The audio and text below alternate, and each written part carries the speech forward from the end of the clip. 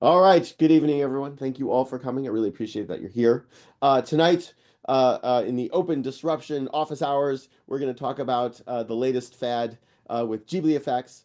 And I guess the question, like I ask everyone, is like, well, what if you could all become the world's greatest designers, creatives, and artists? And you don't have to do anything other than just start to play around and experimenting with some of these AI tools. And so today we're going to discuss some of the viral aspects that have just hit the market with GPT-4o's latest release and their image capabilities. For those of you, actually, everyone's got knows how to use Zoom. They know how I like to work. Cameras on, please, for the discussion, and raise your Zoom hands, and I'll call on you. My name is Todd Browse. You know who I am. This is the class that I teach at SVA. Hopefully, they will run it again over the summer because I do love it. But I'm just going to put that out there. And please pass that along if folks, if anybody uh, knows anyone who might want to take my class. So that's me. Yeah, this was done with the latest GPT-4o image gen because I wanted to be like a Rembrandt painting. That is one of the bars of entry at HBAP. It's like Rembrandt, AI, image, win. So please do connect with me. I really do appreciate it. Anyway, so these are I'm working on a book. I'm writing a book uh, called AI Effects.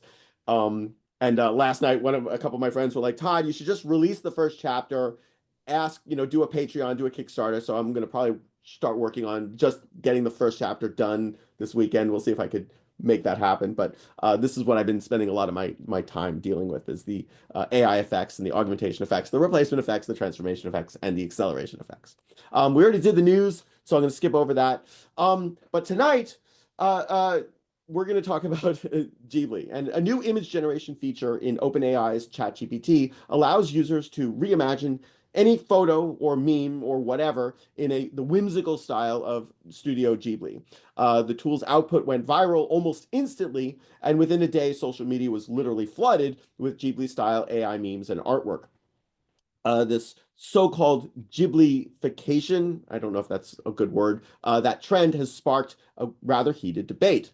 On one side are the fans and creators excited by the democratization of creativity, which is the ability for anyone to generate art that is reminiscent of a, quite frankly, beloved studio with just a simple text prompt. And on the other side, of this debate are the artists and observers raising the ethical and legal concerns and asking, like, is the AI actually stealing creativity and the intellectual property from Studio Ghibli's artists? And does it threaten the original artists' livelihoods or cross the line on copyright? So Studio Ghibli, and I don't know if it's pronounced with the J as in Ghibli or G with Ghibli. I'm going to probably try and use both. So if you haven't heard of Studio Ghibli, I got the from their Wikipedia page. This is a Japanese animation studio based outside of Tokyo. It has a strong presence in the animation industry and has expanded its portfolio to include various media such as short subjects, television commercials, and a couple of television films. Their work has been well received by audiences and recognized with numerous awards. Their mascot and most recognizable symbol, the character Totoro from the 1988 film My Neighbor Totoro, is a giant spirit inspired by raccoon dogs and cats. So among the studio's highest grossing films are Princess Mononoke, Spirit Away, Howl's Moving Castle, and a bunch of others. And they were founded on June 15th of 1985 by the directors Hayao Miyazaki and Isao Takahata. And I'm probably not pronouncing their names correctly, so please forgive me. Four of the studio's films are among the 10 highest grossing Japanese feature films. Spirit Away is the third, grossing 31 billion yen in Japan and $380 million worldwide. Um, I did some math trying to find out exactly what their worldwide box office numbers were total for the studio. I came up with around $1.8 billion. So not bad. Just for comparison's sake, Inside Out 2 made 1.69 billion just in 2024 alone. So 1.69 billion for one movie versus the entire studio, I believe, is around 1.8 billion, but the sources of that are misleading and I can't really tell you. So again, Spirited Away, I was able to download some images. Spirited Away's US box office was $10 million, international was 373. So total, they made about $383 million for Spirited Away. In case you haven't seen this, these are some stills from the movie. This should ring a little bit of a bell. I know, Claudia, you WhatsApped this image earlier to our community, so thumbs up for you. Um, Gotta love a little Spirited Away. And then Princess Mononoke, 1987. This worldwide box office was about 150 million. So studio's doing well. They're making money. Um, Now, OpenAI, on the other hand, in case you haven't heard of OpenAI, please raise your Zoom hands, and I will ask Andy and John to come over and hit you over the head with a tack hammer. So, right? Okay, good joke. If you haven't seen it, OpenAI, they have a product called ChatGPT. This is a screen grab of their user interface.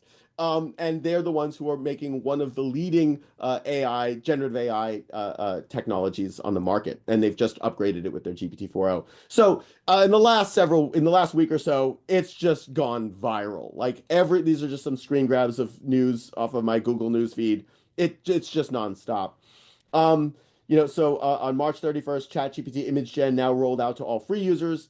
They did roll that back. I think you only get a few stuff on that, but the ChatGPT launched 26 months ago was one of the craziest viral moments I'd ever seen, and we added 1 million users in 5 days. They added 1 million users in the last hour, and this was on. Oh, I have a slide of that again. So things are happening quite quickly in the AI world. Oh, here it is. March 31st, we added 1 million users in the last hour. I don't know if there's anything that's gone faster than that in terms of user adoption, but that's an important metric. ChatGPT, who, thank you, Andy, you win. Um, and it's super fun seeing people love it. By the way, he did change his icon on X to an AI-generated Ghibli. Um, our GPUs are melting. We're going to temporarily induce some rate limits while we work on making it more efficient. Hopefully, it won't be long. ChatGPT free tier will get 3 generations per day soon. So I don't know if it's rolling out. I don't think it's possible yet, but anyway. So I had to try this. So I uploaded my portrait image, and this was the prompt I used using the create image feature. Please transform this image into Studio Ghibli animation style with vibrant colors, soft lighting, and the characteristic whimsical feel of Miyazaki films. Keep the main subject recognizable but stylized. And the image on the right is what it came up with. Um, so what I kind of want to start with is if you guys are okay with it, do you guys want to do some breakout rooms and try this stuff? Yes, no, maybe. How many generations do we get? Is it still three, or did I they? think if you're on the free version, I don't even know actually. So I'm on the free version. you're on the free version. This will be something for you to try, or join a room with someone who's on the paid version, and um we can figure that out. Claudia, you can't join because you're driving. I know, I see, but you want to ask? I was about to say, it's like, I'm happy to be on your team, and you could just take a snapshot of me in the car and be like, Claudia, driving. Really, really, really good idea. See if we can do that actually. So what I did, because I was hoping that more people would show, and obviously it's only like, 8, 9 of us. Let me let me see if I can do this. Maybe I'll just share my screen and all right, smile, Claudia. All right. All right, so I took a screen grab of Claudia. I'll run this into ChatGPT. Jamie, you got your hand up. Okay. Oh yeah, you just answered my question. So it's Chat GPT. Yes, this feature is a brand new feature from OpenAI in their ChatGPT. Okay, because I do have a paid $20 paid version. Oh, perfect. So then you should be able to do this without problem. Okay. And it's 4.0, right?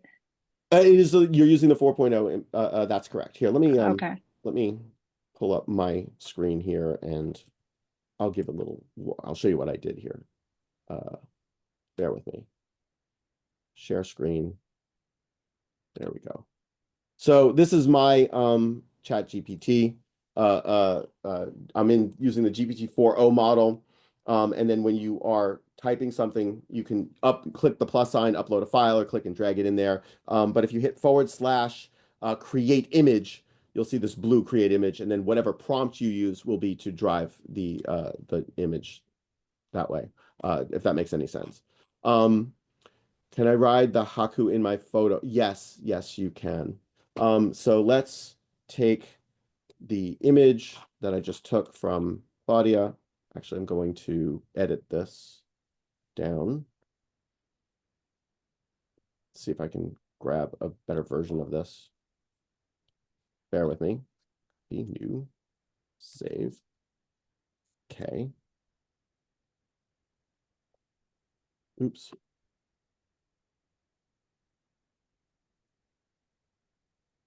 I'm going to click and drag this image that I just made of Claudia into, and so the prompt we should use, I'm going to do this, but we're going to add what Claudia just put. Can I ride the Haku in my photo? Ride the Haku. Which is the river dragon for those of Yeah. us who are Spirited Away fans, Andy. Oop, what happened here? Please transform this image into animation style with vibrant color, soft lighting, and the characteristic whimsical feel of musical films. Keep the main subject recognizable but stylized, comma, and make her riding the Haku. All right, let's see what it does. Hopefully this will work.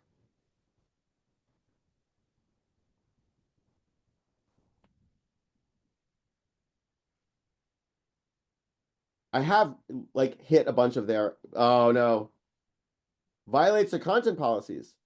All right, well, let's try this again. Could be our prompt Are is, you on a paid version? I am. Oh, okay. They could have also because of the backlash.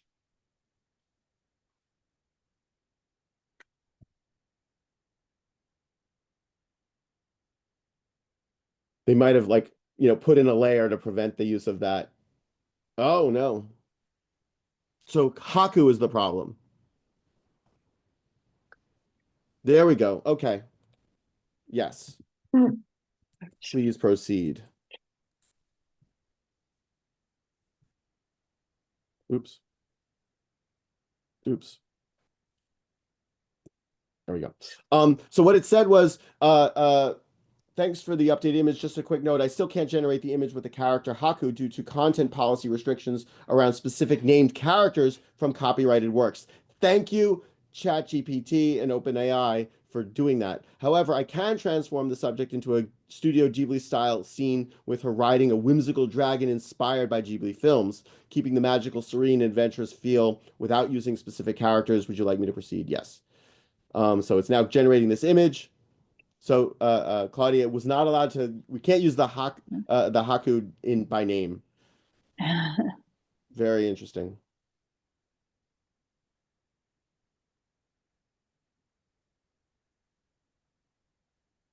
Still going. Yeah, this is one of in terms of like image gen, this is definitely a very powerful model that takes a lot of compute because this is just taking a long time. Mhm. And a bunch of stuff that I was working on, it's like it all crashed. It would all give me some sort of error, just like this content moderated features. And I get it. They're trying to protect themselves. So it's interesting, Todd. I'm on the free version right now, and I thought it was just because the free version was more throttled, but it looks like even the paid version is very taxing. Oh The yeah. first time I've seen someone do it using the paid version. No, this is my general experience with image gen in ChatGPT. John, you got your hand up. Uh-oh. What kind of a file are you getting out of that? Is that a JPEG? Yeah. Yeah. What's the I'm DPI? sorry, but I wasn't able to generate the image because the request still violates our content policies. Oh, come on. All right, so let's do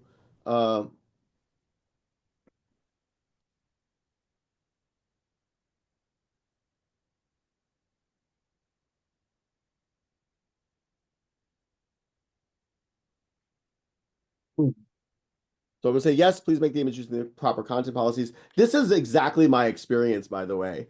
Like whenever I'm trying to use this stuff, it's a problem. Hopefully this one will work. I don't know.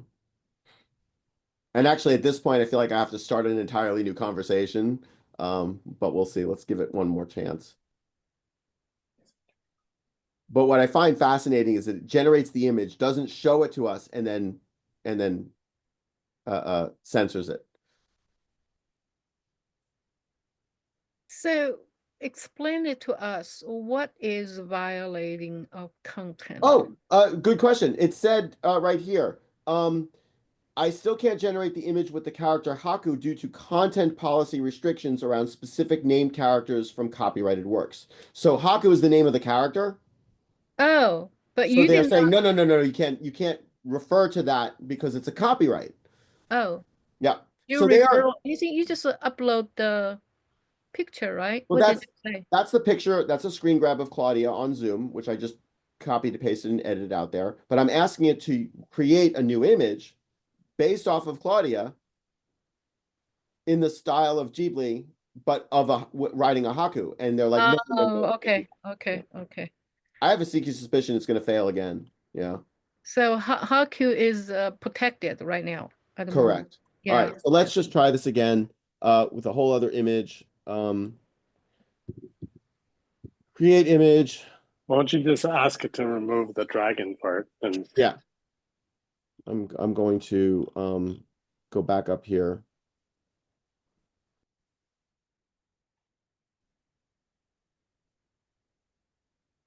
when did you do your pictures, Todd? Earlier today. Okay, so I was wondering if Ghibli, the complete content had been copyright blocked, but if you did earlier today, maybe not. I mean, anything's possible. They're Yeah. constantly doing stuff. John, your hand is up. Did you have another question? Todd, is it the Ghibli name that's not I allowing you to don't think so. And like I want to get to this in terms of the discussion because you can't. I mean, this was like I think in the TechCrunch article talked about this. Like it's the style, the copyright aspects of style. That's the confusing part. Style and Copyright. copyright. Exactly. Yes, you cannot. I'm going to spoil the discussion, but yeah.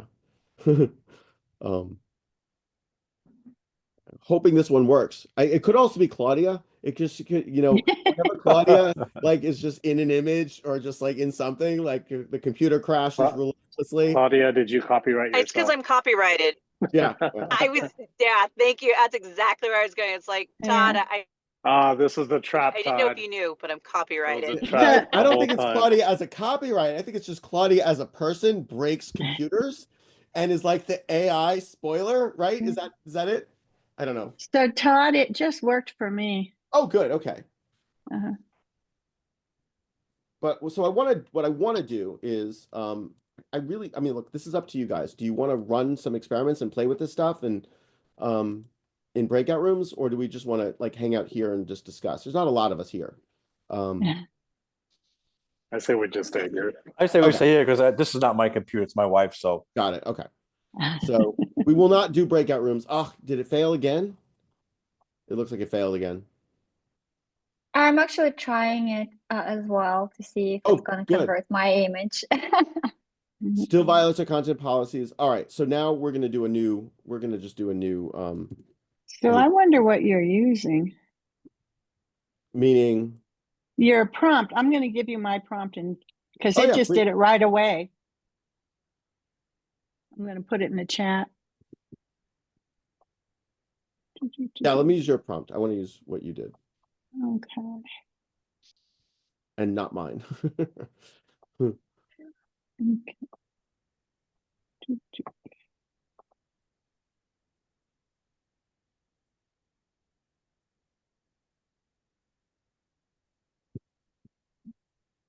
Chat. Where's the chat? Oh, there it is.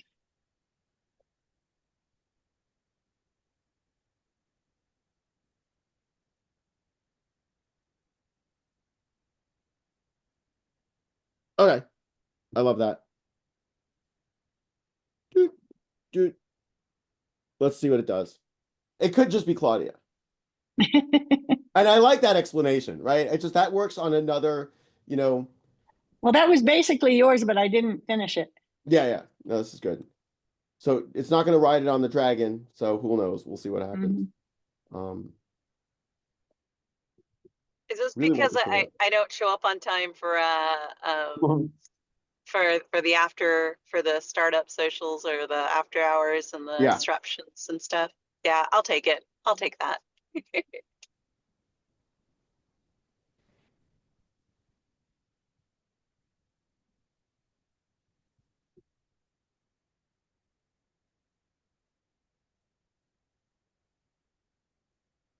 really want this to work.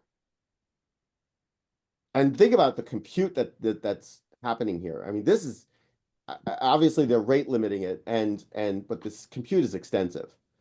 I don't. I You know, got I got the cartoon.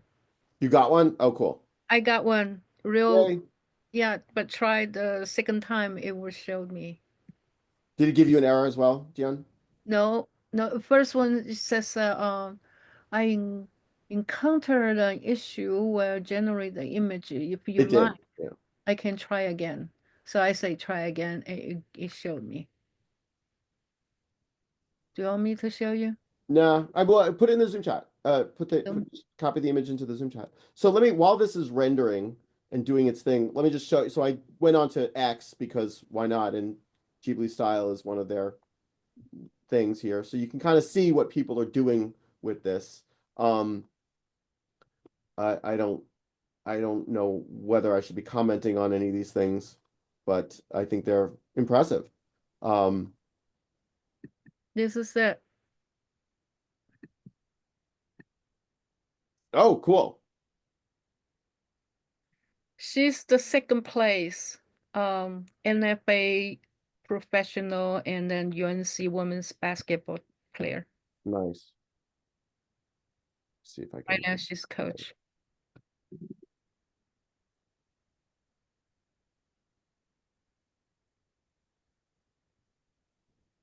So that's the image that Gian just did.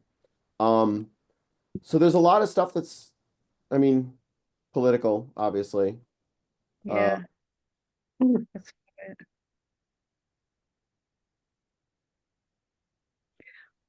this I thought Very was really close. cool. Very This close idea. to original picture actually. Hmm. Yeah. That's cool. Oh, Jamie, this is wonderful. And I wasn't able to generate due to an error during the image creation process. If you like, I can try again with a new request. Please try again. Oh, it does not like Claudia or me. Ooh, that's beautiful picture. Oh, Natalia, this is wonderful. Yeah, that's finally. It took a while actually for it to generate. And the photo that I used is the one that you currently see. Uh-huh. So, and that's what it did. Was it? Wow. Oh, the photo that you used on your Zoom profile photo. Yes, yes. That's the photo I used, Nice. and this is what you Oh, get. That's what it It looks like Claudia's image is now being made. It's rendering. let me try this one.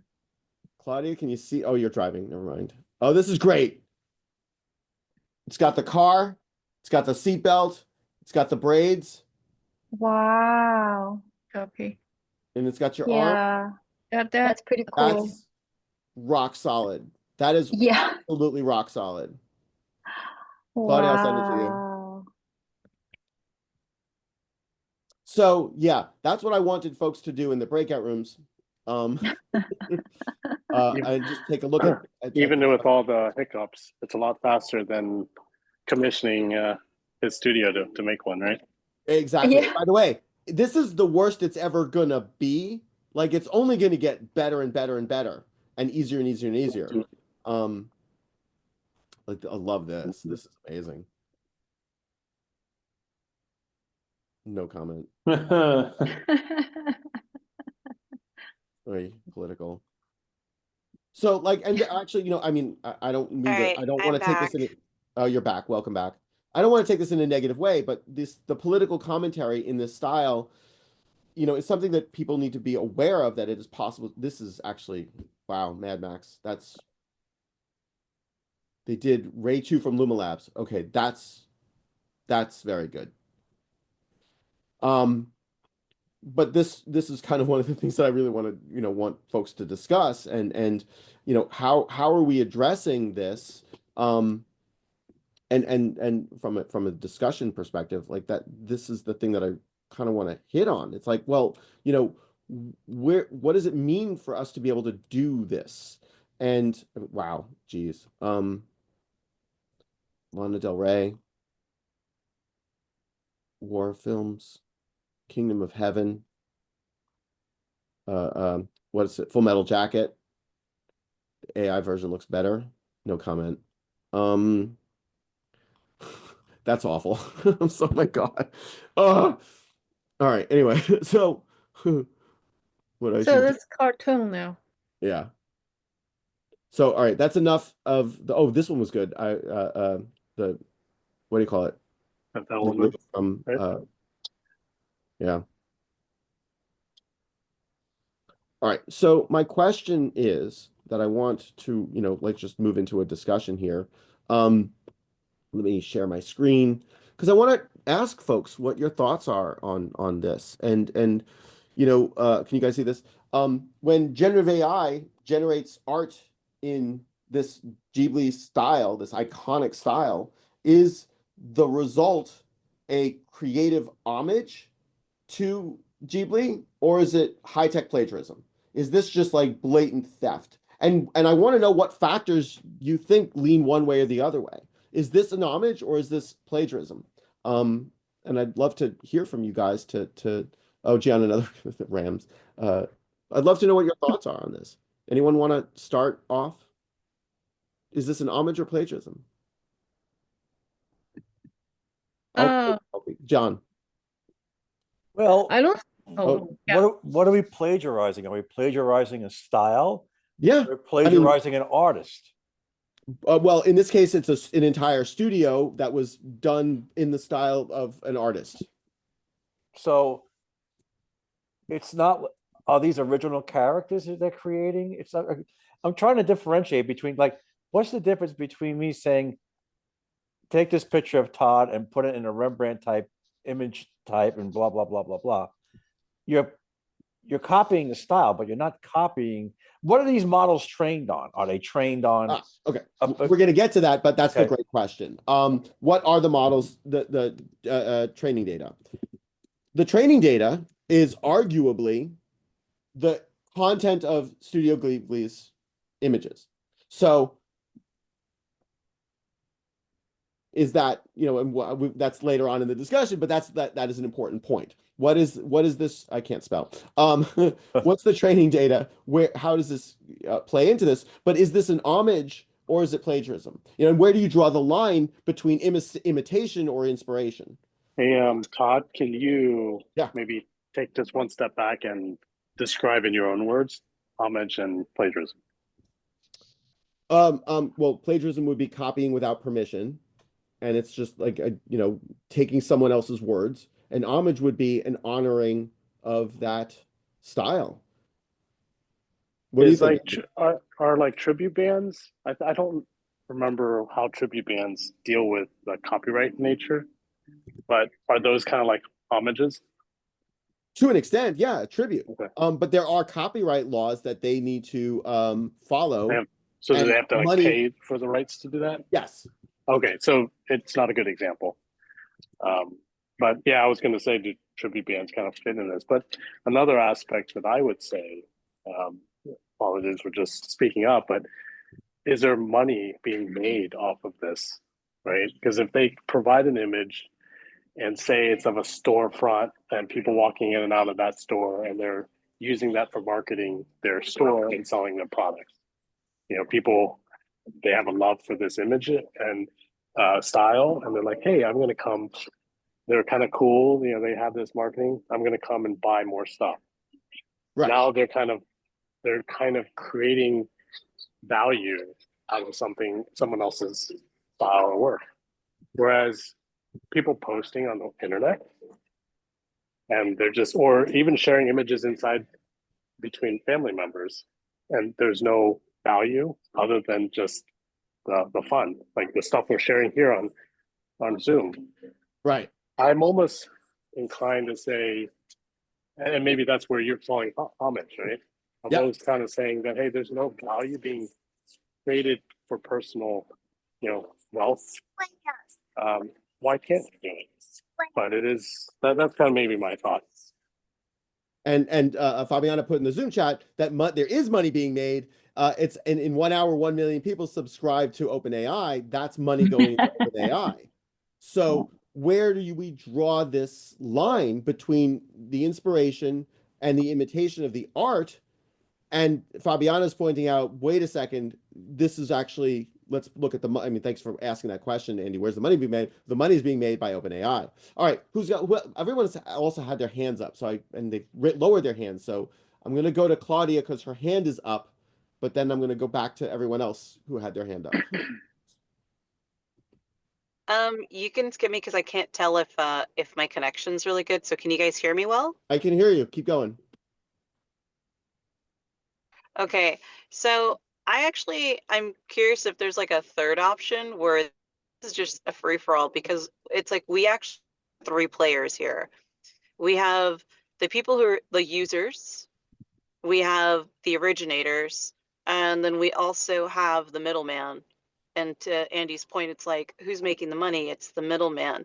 Because I mean, for me, and I'm like answering but not answering the question, because I would argue that you could say it's homage, or if you use a Prince cover band, for example, the Prince cover band is still making money, saying, hey, this is dealing with Prince, but they're still making money, and they're not, in line, or at least getting sued for plagiarism at all, because they're not saying that, hey, I wrote these songs. They're literally saying Prince wrote these songs. So Right. I mean, so I see where Andy's coming from there. And then for me, if I liken it to this situation, we're already getting, when we go through OpenAI, we want the Studio Ghibli portrait. So we're already paying the respects, if you will, or at least saying this is the stylized that we want. But the reality Right. is it's my content. It's my photo. It's my photo that was being used. So if you're looking for ownership, I mean, it's really up in the air. I would actually say it's me because it's my content. Okay, so it's all of the above. I love it. So it's an homage and it's plagiarism. I'm feeling that there's a little bit of both. All right, anyone else want to chime in? Hi, Jenna. I know there was a bunch of hands up earlier, and they went down. So You know, oh, go ahead. go ahead, Gian. You were, and then we'll go to Jamie. Gian, you were going to. Oh, you want me to go first? Yeah, you Okay, go for sorry. it. All right. So let me see why I clicked that one. I don't know why. Oh, I know. What was your point? What did you want to comment? Well, I have this crazy idea. Do you think a statistic will judge this kind of thing? This sort of whose own whose benefit, and then who's got lost the ownership. Okay, those are good questions. I like that thought process. Who are the primary beneficiaries of this stuff? And yeah, And like I think with the social economic rate, we can make a distinguish with that. oh, like Totally. it. Awesome. Jamie. Yeah, well, 2 things. One, cover bands they're covering, but they're also paying for the rights to play all those songs. Correct. So okay, so I'm thinking it's more of an homage because it can't scrape from just one person. Hayao Miyazaki was the original animator for that company. And then there were lots and lots of artists that started working in that same style. So you're thinking that company has to have, I mean, there has to be thousands of people by now. I mean, the company started in the 80s that have been doing that style. And that's what they're scraping off the internet. And then, of course, all the fans that are doing that style as well, and the kids that think it's cool and they're doing the style. So there's a lot of people doing that very same style. So I'd have to call it an homage. So the style is out there, and folks, it is effectively an homage. All right, I love John. Go for it. And then Jenna's got waving at me, and then I think Natalia just. So we're gonna go to John, then Jenna, then Natalia, and then I'm gonna move on to the next one. So how could you charge for a style? Like if you're creating a bunch of Ghibli studio images, how does Ghibli make money from that? They don't. That's the whole They problem. don't. Yeah, Okay. they don't. They That's don't. what I So was if I'm just let gonna me say. push on you, John.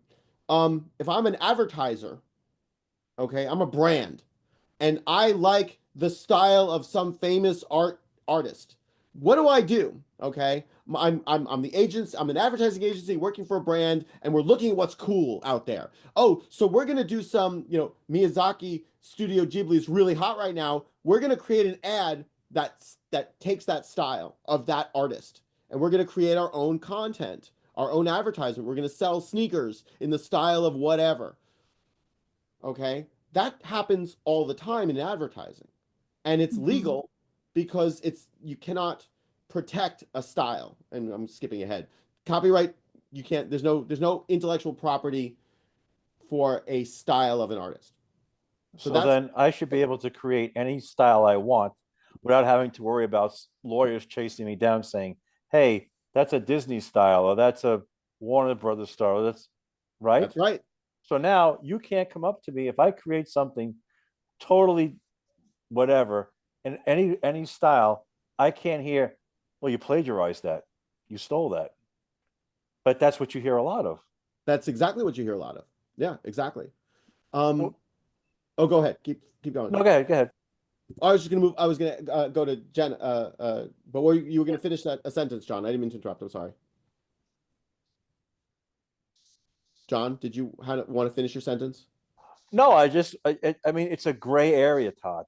It's a gray area. There's no black and white here. Well, and that one of the challenges of the case method is to force people to pick a side. So yeah, it's always, it depends. All right, Yeah. Jenna, and then we'll go to Claudia and then Jamie. Oh, sorry, Jenna, then Natalia, then we'll move back to the hands. Go for it, Jenna. If they did want to monetize on it more, they could have done like a collaboration, like rollout filter, like Kith and or Supreme does, or all of these companies, and do it almost like I'm pretty sure I've seen like filters like on Instagram and stuff like that in the style of, and they could have charged for usage like that. But So, in kind of other words, gave it every away, time someone went right? onto GPT-4o and prompted make an image in the style of Ghibli or of this anime-like thing, they're going to be like, this is in that $5. category, and Studio Ghibli gets a penny. Yeah. Okay, that could have been something that they could have done. I like that idea, actually. I'm interesting question. Okay, Natalia, and then we'll go to Claudia and then Jamie, and I want to move on to another section. Yeah, so I kind of agree with the rest, that you can't plagiarize a style. So basically, if we think about fast fashion, they're copying a lot of like high-end brands, but they're not doing exact copies. They're like copying the styles. Right. And obviously, right? So, and if you just think about that, and that kind of approach applies to everything else, I think it should at least. And From to add to yeah. that, Natalia, in the United States, at least, intellectual property laws exclude fashion. There's a carve out there specifically because they want extensive innovation to occur in fashion. So if Issei Miyake was able to copyright or patent or trademark his pleats please, no one would be able to ever fold a piece of clothing in a double pleat ever again, because they would have that right completely in perpetuity to do it. So in order to prevent that type of lockup, intellectual property and copyright laws in government said, no. We want constant change in our culture and how we dress. And it also encouraged innovation in the whole fashion industry to produce more work. Yeah. Now, then we have fast fashion and throwaway, and Shein is the greatest innovation, but that'll be for another case study to talk about Shein. Awesome, Natalia. Thank you. Claudia and then Jamie. What do we got? No, I mean, I was just thinking where I forget the name of the actress who is like, all press is good press. Yeah. Even if it's bad, like, but you get what I'm saying though, because if I were to think about it, and I go back to like middleman, who's the person, the user, the middleman, the content creator, where even if the middleman is making money off of the user, there's still going to be users who go back out there who want the original because it's literally the content from the original that drew people in. And even if you think about fashion, where everybody wants like the Gucci name brand or anything else, but there's so many knockoffs that say Gucci. But the reality is those who actually can afford it, or at least who strive to have it, still want the original. I love it. Everybody, I'm everybody a still Gucci wants the girl. original. I'm a Gucci girl with H&M budget. So yeah. And you know how I feel about my Gucci, you know. How? So No, I actually I do know. Oh God, I know. Yeah, we're not going to talk about that now. This is recorded. Anyway, so yes, yeah. Claudia wants the original and she's willing to pay for it. I love that. All right, Jamie, wrap us up. Okay, so I was just thinking about a comparison. Are these images close enough that they could be called plagiarism, as often artists will sue for a line of music that, this particular line of music was in I wrote, and yet somebody used it, and then they sue saying, well, that little line of music belongs to, Elton John or somebody, so you can't use it. That's correct. And that would occur. That's a great question. And that's a violation of copyright. That's considered a copyright infringement. And I'm not a lawyer, but in the United States, that would be adjudicated on a case-by-case basis. So there would have to be a lawsuit filed for that infringement. So if someone on X uploaded an image, used ChatGPT to create a thing that looks in the same style, but that image was almost identical to something from one of the movies that had a copyright, guess what could happen? That you could have a lawsuit in that scenario, because that was an image that was used without permission, or it was just so close that it becomes a derivative work. Yeah. We talked about that in my class. All right, let me shift over to Jen is going to wrap. Just gonna say, I'm waiting for that to happen with a person. I'm What? waiting for What are you something. waiting? I'm waiting for an image to be generated and it happens to look exactly like somebody and it goes viral. This is gonna happen soon. Oh, I see what you're saying. Yeah, like just the random stochastic mid-journey image that looks exactly like happens to look like you or your friend or whatever, and it goes viral, and then it's like it has my face, it has my information. Yep. Can I add something to that though? I mean, not to put just to put in the parking lot, because that what you mentioned. Is that okay, Todd? No, of course it is. Okay. Oh, you said no, and then of course. Okay. I do think that's already starting to happen, because there's definitely been news cases where in regards to like taking somebody's image, there's been bullying done, in the sense where they'll take a picture from someone's yearbook and they bullied, and you can Google this right now, where they bullied a little girl because they posted quote unquote nude photos of her that were not real. Oh, right. So I do think that is going to happen, where it's like you can't use your photo content, but how do you limit or tell people, hey, if you have 1 million users in 5 hours or an hour, like how do you tell people don't do that, because people are going to do it. People So, will do it, anyways. and that is a problem. I agree. And the Copyright Office recently just released a couple of guidelines in terms of protection for one's likeness in terms of copyright. So we're going to see the courts play out with that type of stuff over time. All right, let me share something. Unfortunately, this is in Japanese, but there are some what do you call it? Subtitles. So 人工知能で動きを学習させた CG を見せてくれるそうです。 let me pause that there. When was this? 8 years. This video was from 8 years ago. Posted on YouTube, and this was posted 8 years ago. I don't know when it was actually recorded. So that was Miyazaki. I strongly feel that this is an insult to life itself. Now, I feel bad for those AI practitioners who are trying to build an animated tool to, but we're there now, okay? They were ahead of the curve. So, and this is part of the quote that everybody's been like, Miyazaki's, it's insult to life. AI is an insult to life itself. No, he's talking about that animation that was really, really bad. Right? So I don't know. Let me move over to another question here. So, I mean, again, what's the value here? What's, when we're talking about an insult to life itself, what's the value of the prompt? And is the ability to produce this sophisticated art with a few prompts, does it cheapen that value of the traditional artistic skill and effort? Or can the prompting in AI just simply be viewed on its own as a form of creativity? What are your thoughts about the value of the prompt? Because again, we prompted with also uploading an image of myself. We prompted with uploading an image of Claudia. You all prompted with uploading images of yourselves, but we asked for that style. Is there value here, Claudia?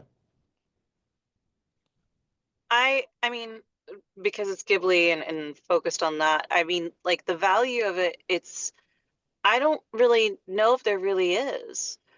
I say that just because it's like the reason why you love the Studio Ghibli is not just because of the drawings, it's the content that comes with it. And so, like for me, I'm going back to the first question where it's like, oh, is this an homage or is this? It's like it doesn't really have a full meaning because it'll never be a true Studio Ghibli. We're not one of those characters who are actually interacting with the actual content because again, Studio Ghibli is more than just the art. It's the storyline that was created with it. And I think, that's also, a bit of music as well. It's like it's not just the melody or anything else. It's also like the lyrics that go along with it, the artistry behind it. So I think that there's I don't know, like the value comes from the actual original content. And I go back to you'll still want the original thing. You'll still want to go back to it because that's the reason why you fell in love. Right. I love this. I love what you just said. We love Ghibli because of the associated original. We have an emotional connection with that original content, and we're going to keep going. We'll always go back to it. And so, by our desire to upload an image of ourselves, helps us identify and connect with the original art. So the next question would be, how does Studio Ghibli benefit from this? Should they go ahead and start re-releasing all their movies and cash in on the hype? Probably. Claudia, thank you. Jamie, then we'll go to Natalia and then John. Well, just basically the value right now is pure entertainment and novelty. People they're finding out about it and they're going, oh, this is cool. Let me try it. That's the only value I see in it right now. Okay. And again, the primary beneficiary is OpenAI because they're the ones who are getting the money. Ghibli's out. So should Studio Ghibli profit from this? Should they say, hey, there's a huge excitement over this, huge hype. We're going to put the movies back in the theaters right now. And by the way, you can on AMC Theater. You can go watch, was it Mononoke or is it, I forget which one. Yeah. I love it. Good comment, Jamie. Thanks. Natalia. So I actually read about his comment on that, and I haven't watched the video, which is great that you showed it right now. But the way I kind of interpret his comment is that, Studio Ghibli became famous for making images in a cuter, more positive, exciting light and creating more kind of happiness. Like the images, create certain happy feelings in anyone who looks at them. And when it comes to creating anything in this world, right, you can choose to create something that creates positive emotions, a positive kind of like reaction, or you can create something that is kind of like the opposite of that. And so and then if you choose to do one or the other, it sort of like tags on a value to it. Okay. I like that. John. That's how I see it. Well said. Thanks, Natalia. John. The thing that worries me is that we're so in love with styles that we are sacrificing originality here. We're not building on the styles. We're just taking a Ghibli style and creating whatever we want to create. We're not taking the style and trying to build on it to make our own style.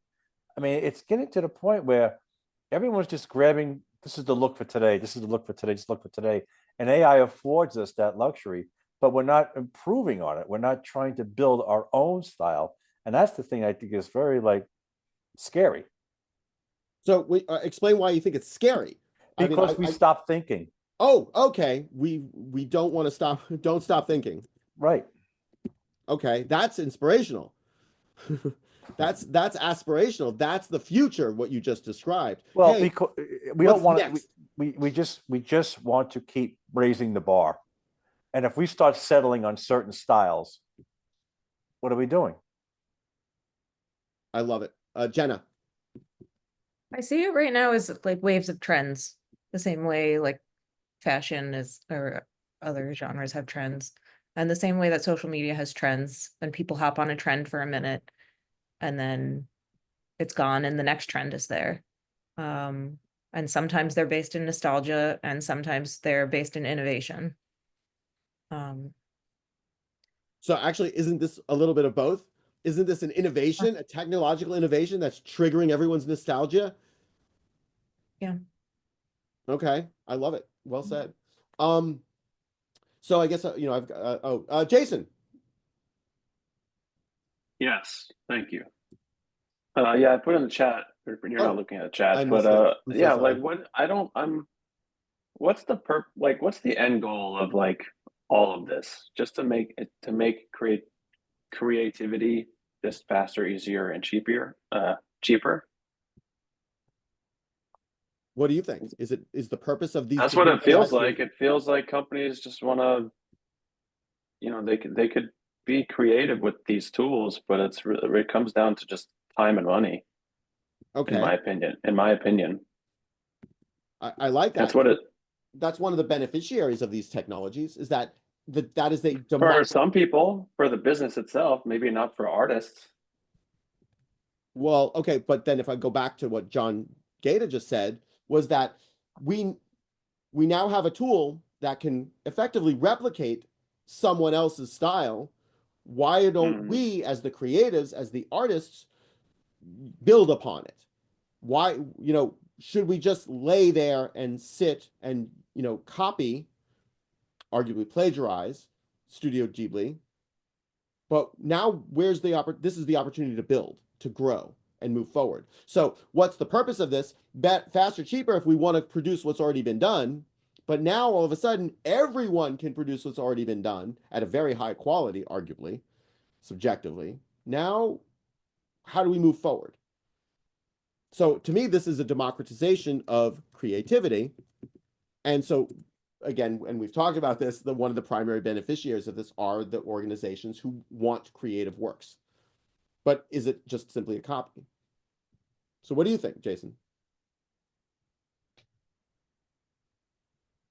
I think I think creativity might be the wrong word. I don't think people are being, I guess there's creativity. Like, was this something people wanted for the last 20 years, or it's here? Apparently. You know what I mean? Like, this kind of came out of nowhere, in my opinion, to me. Maybe I'm just under a rock, but I mean, I guess they're using it because it's available, not because it's like. That's a great question. Is this something people wanted? But going back to what Jenna said, well, there's this, fashion, this trend, this nostalgia. Oh, cool. How cool is this? But how permanent is it going to be? We're going to get tired of Ghibli images probably in the next 48 hours, right? So is the window for Studio Ghibli to re-release all their movies a week from now? Maybe, because things change so quickly in social media and TikTok, right? And X. Yeah. But yeah, is this something that people wanted? What do you think? Is this something that people wanted? I think people who saw themselves as not creative or not capable of doing things with the certain tools that they had, they're now able to make these things. But does that make them an artist? Does that make them creative? That's the definition of an artist and a creativity. So they're able to type some words and share a picture. I don't know. It's not making something. I think there's a difference between making something with your hands or originating something versus just kind of duping. like we were saying, someone's style or something that's already existed. Yep. I love it. Well said, Jason. All right, Gian, then Jenna, and then Fabiana. Okay. Well, I think this is just a tool, you know, um, just like a fashion.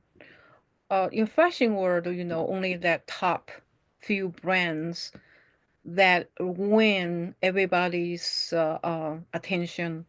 But it goes around, right? Go to modern and then go to classic again, and then goes around.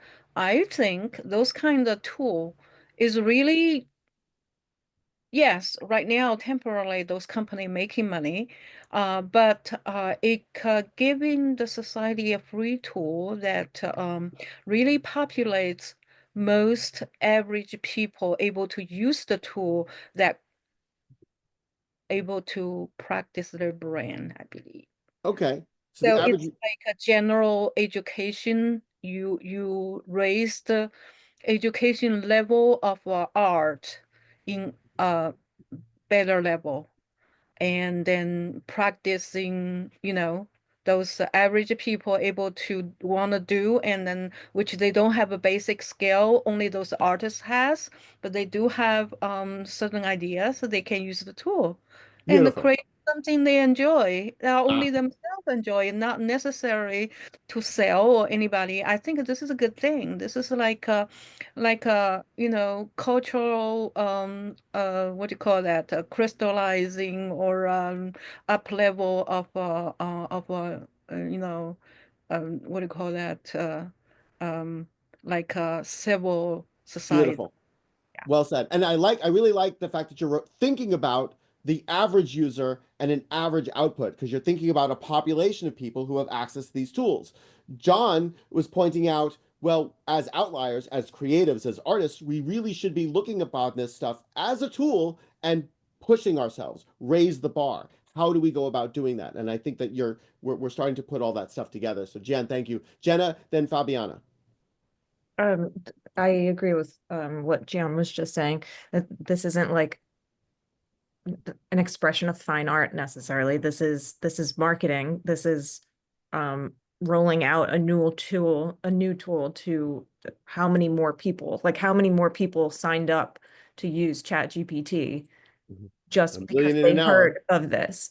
Yeah, so this is a case study for future brand collaborations with ChatGPT. That's how I see this. And what just examples we're going to look back at for marketing, Okay. how they can monetize it. Yeah. And I think that touches back on what Jason was saying about, what's the purpose of this. And I think that's another component of this. These technologies can be used for the branding, for the advertising, for the marketing capabilities, and there's that downward pressure, that democratization effect, where anybody can create anything that looks in this style. But how do we get out of that? There's that risk of just everything becomes average. I These are the types of things that I really love hearing from all of you, because it makes me think about this. Fabiana. Hi. Hi. Yes, I agree with what Jenna also said about it being like a case study. And what I was thinking is that there was actually a strategy of ChatGPT to get more users in a quick time, and just using the nostalgia or the collective nostalgia of everyone to kind of sell more product. I don't It's the know though. same thing. I think that somebody just did it and it went viral. I don't think there was any intent of this. Was people trying to run, by the way, like every time a new But Sam filter model comes Altman out, using it everyone's for testing it. Yeah, but it's Sam Altman himself using it as his profile picture. I think it's like it could have viralized. It wasn't out of their control, but then they used it strategically the same way as the whole big Hollywood franchises, where they just kind of you know want to get the nostalgia of the comic books and then just make new films and just like milking it instead of like coming up with something completely new, because it's comfortable and it's also nostalgic, and you kind of always will have like core audience Right. that will follow. So I guess here's another follow-up question that really has to do with this value question. If you have great ideas, I mean, I'm going to ask this to Jason. So, because Jason was talking about what's the purpose of this. So Jason, I'm cold calling on you. Apologies. Sure. If you have great ideas and you have no drawing skills, doesn't this technology now give you the ability to express your creativity legitimately? Yes, of course. Okay. So does that solve the problem of what's the purpose of this and the democratization of creativity? Because now everyone who's got a good idea can create something of a high skill set. I stumped you. Not necessarily. Well, hold on. I want I to mean, hear from Jason. yeah, it allows them to, yeah, it allows them to experiment and make stuff. I mean, who it gets into like, well, they can't. Are they going to start selling it too? Sure. Why not? Now, again, that gets into the copyright, which we're going to go to right now. But yeah, why not sell it? I guess. Okay. Somebody else just had their hand up, and I didn't see who. Jenna? Yeah, I was All gonna right, wrap this up. maybe this give is me an the answer. augmentation effect, right? Maybe this is like people that are skilled in one creative field now allowed to articulate their ideas in different ways. That maybe not specific to the Studio Ghibli thing, but in answering the question is what is the purpose of this? What good could come of it? I'm thinking of like maybe there's a director that can't like storyboard thing. I don't know, or just crossing over, blurring lines in creative roles. Love it. All right, beautiful stuff, folks. All right, let me because we're running out of time, and I know I've got other pastures which we're not going to go to, but I was going to ask like what are the ethics of borrowing a style? These are some of the other questions that I wanted to talk about, like copyrights for AI works. So you can't get a copyright on a style, which this is established in US law. So these are some slides from my course, which many of you have already seen, but I just wanted to throw them here for completion. But what is copyright? Copyright is a form of intellectual property protection, so that gives artists and creatives and designers and just people the ability to make copies of your work, distribute it, control access to derivative works. And the moment you fix something in a medium, you have obtained that copyright. You still need to register it with the Copyright Office. That requires a fee and X number of months before it's provided. You get a certificate of it. But to qualify for a work of authorship, a work must be created by a human being. So the images that we created with ChatGPT, I uploaded my photograph, I make it into an image of Studio Ghibli. The output image itself, I cannot receive a copyright for. And this is where I want folks to start to think about the transformation effects.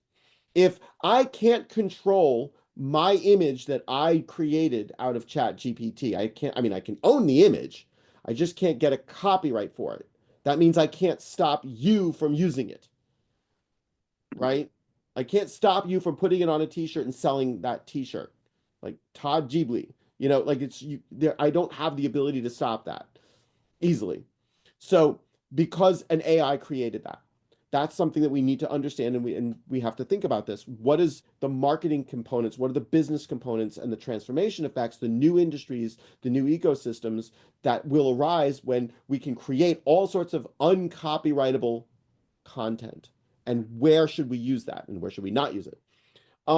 So certain works are not protected by copyright. So ideas, procedures, methods, systems, processes, concepts, principles, discoveries, and devices. There are some other intellectual property protection for these things, such as trademarks and patents. But copyright is a specific type that covers human authored works. So who owns the copyright? It's owned by the person or the business who has hired a person to do it. Usually, if you are working as an employee, as a work for hire, for example, somewhere in your employee contract, you are transferring ownership of all of the work you do to the owner of your company. Okay. Copyright infringement, which is this whole concern about Studio Ghibli's stuff, did OpenAI commit copyright infringement and look at all of their movies, look at all of the fan art that's out there, which is great because I always forget about the fan art, and say, we're going to train our model on that data. And arguably, I think almost obviously they did, right? They committed this copyright infringement. This is by using this content, using those videos, using those images, training a model without permission and compensating the original copyright holder. The AI concern here is this defense of copyright infringement, and it's called fair use. So those the rights of copyright owners are not unlimited. And one of the limitations is the doctrine of fair use. And fair use is a defense in a court of law against copyright infringement. So why did you perform the infringement? So is it for commercial or educational or nonprofit? What is the nature of the copyright original work and the alleged infringing work? If it's factual information, it's going to be more permissible. And how substantial is it? If we just, we did some collage. We took the lips out of that magazine and we took the eyes out of that magazine and we made something new. That might be allowed, even though it is or isn't a derivative work. And then the effect and this is key here with Studio Ghibli, what is the effect upon the potential market for or the value of the original copyrighted work? Are people not going to go watch Studio Ghibli movies, or are they going to make more money now? I'm going to argue that if Studio Ghibli sued OpenAI, they would have a really tough time winning that lawsuit for several reasons. Yes, OpenAI probably did commit copyright infringement, but what is how much damage to the original works occurred?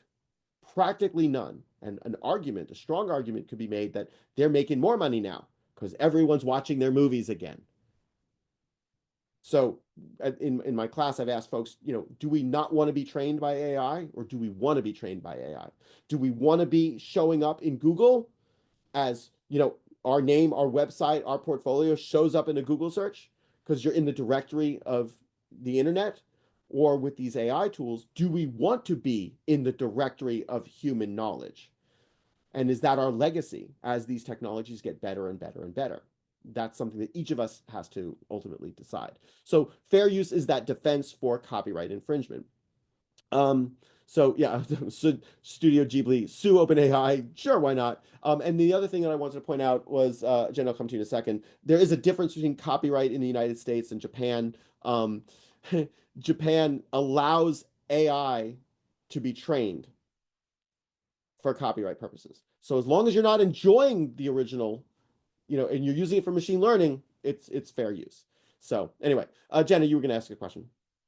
I was thinking, like, money aside, it's kind of like when you're learning any type of fine art and you're copying like the masters, right? And you learn to draw, you learn to paint by copying, so or mimicking the legacy, the icons, right?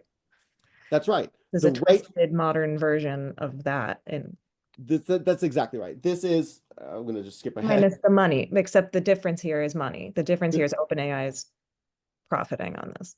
The difference is there is a difference that OpenAI is profiting. Again, that fair use defense is what is the negative effect or positive effect of the infringement on the original copyright work, on the original copyright holder and the copyright's work. So nothing is stopping Studio Ghibli from creating more animations. There is a dilution on the market, meaning like if everyone's making all these Studio Ghibli images of themselves, what value would be to Studio Ghibli to make another movie in 2025? Arguably, they should, because you are all hitting the nail on the head here. There's an emotional connection to the brand, to the stories, to the humanity of what they create. And just because everyone else can create their own images to associate themselves with the brand, it's like me buying, you know, a Rangers shirt or wearing a School of Visual Arts sweatshirt. I identify with the brand. I want to associate myself with this. This is about marketing, by the way. And this is also about advertising and marketing and connection and customer engagement.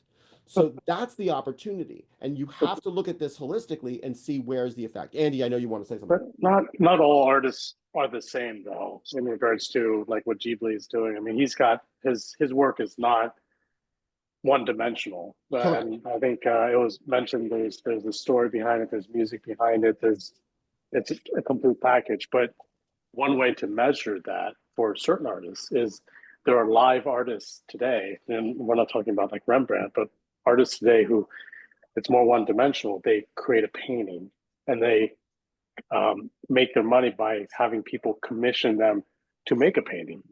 And if they can measure out saying, hey, here are my top 10 customers, and once my art has been trained into a model, all of a sudden my sales went down.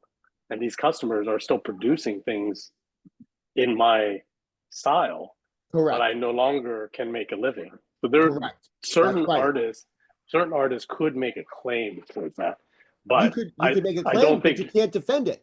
Because Andy, if that's kind of where you're right. I mean, we can do it today without AI. Yes. You can go to an art gallery, look at their work, and if you have like photographic memory and you have a skill, you can reproduce it.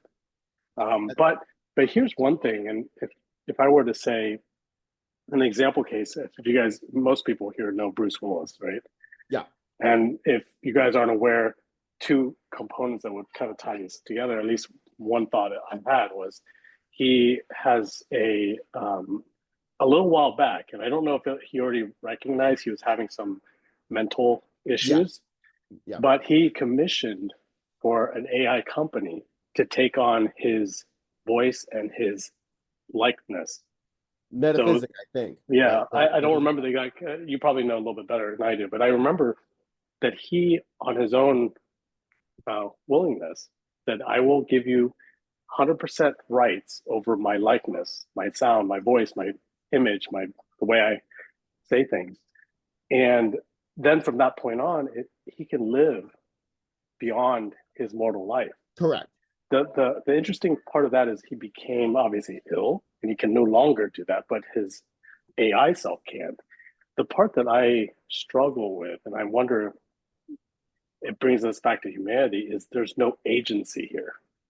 Oh, Ghibli's studio had no say. And it'd be one thing if he said, no, I see that as a benefit to my studio. Those who are going to commission me are going to still commission me. Right. But those who are not are all of a sudden, I'm getting free advertisement. But I'm going to make a conscious, agent. I have agency over the choice of saying yes to OpenAI. And maybe there's money to exchange hands. Maybe there's not. But the choice of saying, yes, I give authority over it.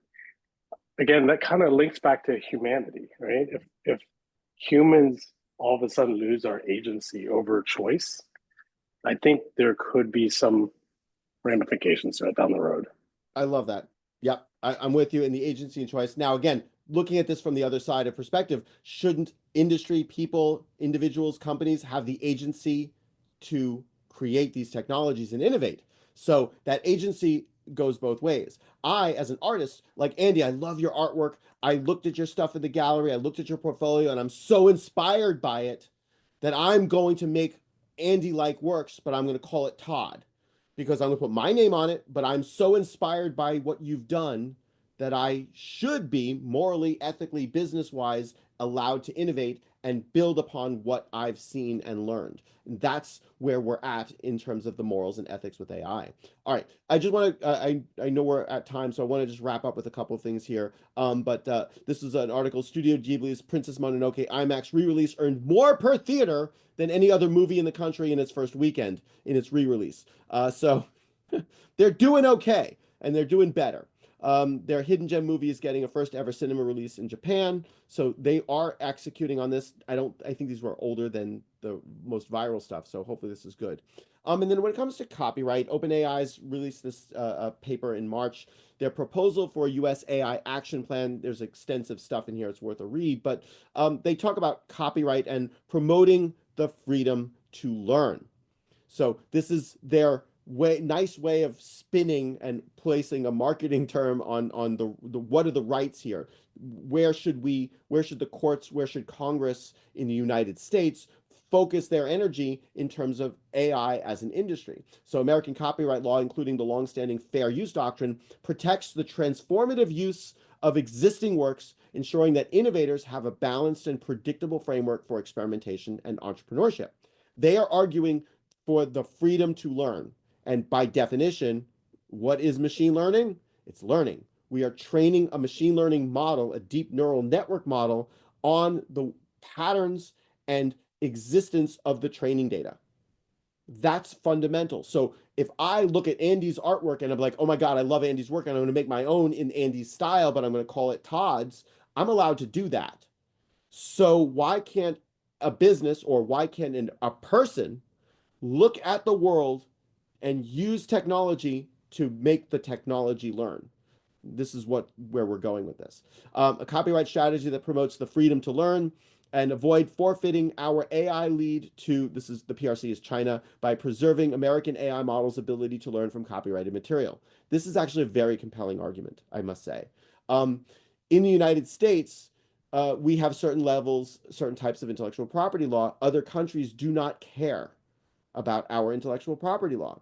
So if the Supreme Court and Congress say, nope, training a machine learning model, training an AI model, training a transformer model or diffusion model is infringement and it is not fair use. If they say training a model is not fair use, it will instantaneously wipe out the entire American AI industry and hand the advantage, both militarily, commercially, and economically, to China, for better or for worse. That's what we're looking at. So what's the likelihood that this might not play out this way? I think it's very small. I think that's all I wanted to say about that. But just to wrap everything up, I know, Jan, your hand's up, but we'll come to that in overtime. Keep in mind that all of that subjectivity. So if you've got a metric with us that's subject, did you like it? Do I like it? Do you like Taylor Swift or do you like AC/DC? That's the canary in the coal mine. And when we are looking at these automations, where this plays out is going to be really, really important. And how we look at this stuff is going to determine the disruption. So that subjectivity is important. It means that there's no right answer. Whenever you're dealing with something that doesn't have a right answer, it means that we can automate it. We can use these AI technologies to just try it out and see what's good enough. Now, there's the other side of this coin, that those subjective metrics is what makes us human. And going back to what John Gaeta was saying earlier, it's like, well, we need to, what's the new style? How do we build upon this? That's the future. Those subjectivity metrics, even though today the jobs, the roles, the tasks are going to be automated, this is where the future is. So we have to look to this as our guiding light, as well as be aware of it in terms of what's happening right now in terms of replacement. And that AI bomb has already exploded, and we're now just starting to feel that blast wave.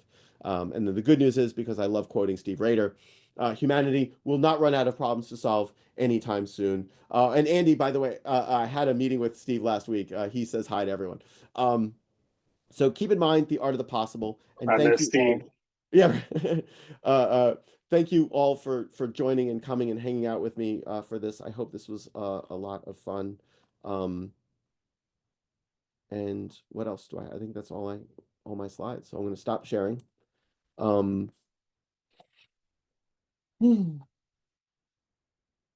you have your hand up, and I guess you can get the last word in, and I'll end the recording. Is Jan there? Nope, I don't see Jan. All right, well then I'm going to end the recording and let's hang out for some overtime.